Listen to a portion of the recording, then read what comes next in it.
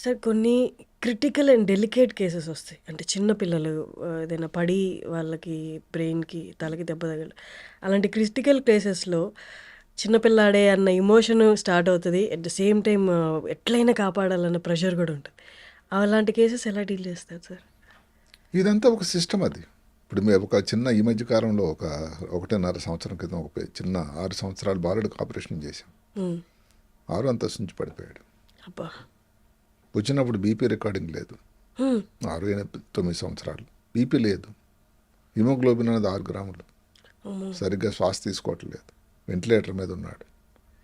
బ్రెయిన్లో క్లాట్ ఉంది. కానీ శాస్త్రం ఏం చెప్తుందంటే బీపీ కానీ తక్కువ ఉండేటట్టయితే ఆపరేషన్ చేసినా ప్రమాదం చాలా ఉంటుంది. హ్మ్.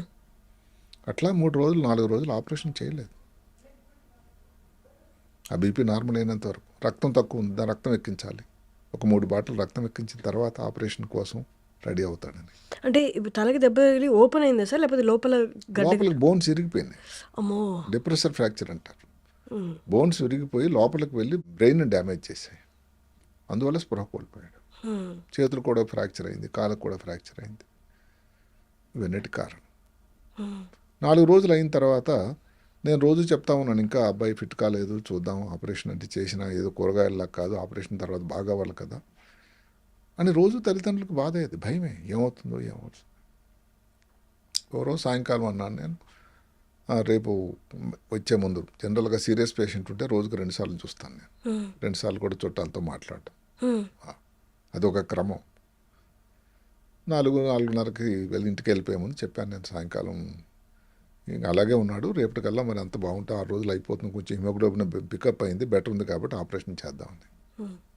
ఇంటికి బయలుదేరుతా ఉన్నాను, నాకు ఎనస్థీషియా నుంచి ఫోన్ వచ్చింది.